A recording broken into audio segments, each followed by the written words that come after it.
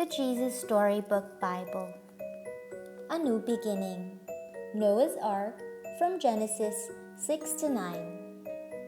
Time passed and many people filled the earth. Everyone everywhere had forgotten about God and were only doing bad things all the time. God's heart was filled with pain when he saw what had happened to the world he loved. Everywhere was disease and death and destruction, all the things God hates most. Now, Noah was God's friend, which was odd in those days because no one else was. Noah listened to God. He talked to God. He just loved being with God, like you do with your best friend. Noah, God said, things have gone wrong. People have filled my world with hate instead of love. They are destroying themselves and each other. And my world. I must stop them. First, we will build an ark. Do you know how to build an ark? Neither did Noah. Luckily, God knew, and he would show him. A storm is coming, God told Noah, but I will rescue you. I promise. I'll send the animals to you, ones that creep and crawl and slither and slime and gallop and hop and bound and climb. And don't forget to pack everyone's food. The storm was going to wash away all the hate and sadness and everything that had gone wrong and make the world clean again. God had thought up a way to keep Noah safe. But Noah would have to trust God and do exactly what God told him. So Noah built an ark, short for very large boat.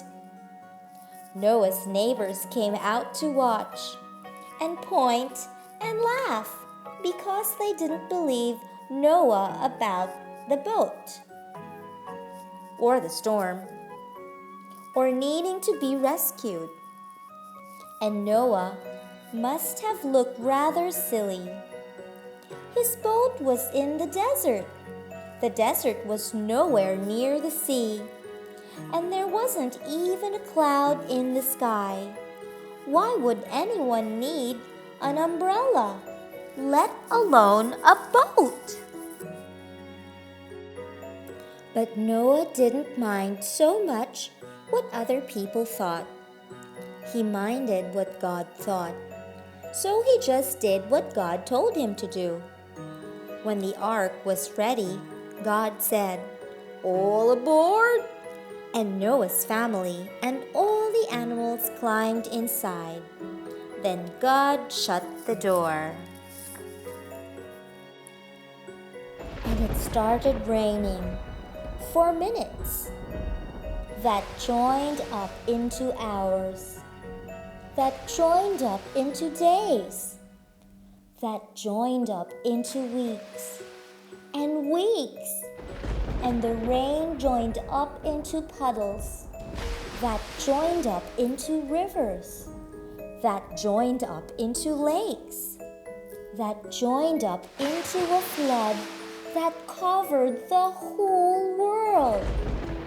Their boat had once seemed so big, suddenly seemed very small. But in the middle of the huge storm, in the crashing waves, in all the thunder and lightning, through it all, God was with them. And God kept them safe for 40 long days and 40 long nights. Finally, the rain stopped. The sun came out, and Noah threw open all the windows. Hooray! everyone shouted. At last, the boat landed quite suddenly on top of a great mountain. As soon as it was safe, God said, "Out you come!"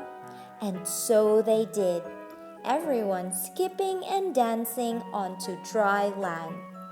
The first thing Noah did was to thank God for rescuing them, just as he had promised.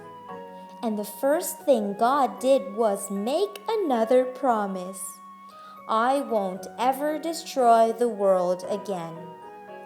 And like a warrior who puts away his bow and arrow at the end of a great battle, God said, "See, I have hung up my bow in the clouds." And there in the clouds, just where the storm meets the sun, was a beautiful bow made of light. It was a new beginning in God's world. It wasn't long before everything went wrong again. But God wasn't surprised. He knew this would happen. That's why, before the beginning of time, He had another plan. A better plan. A plan not to destroy the world, but to rescue it.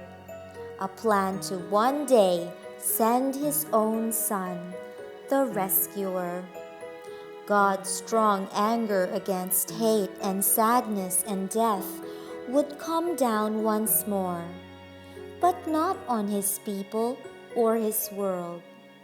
No, God's war bow was not pointing down at His people. It was pointing up into the heart of heaven. The end.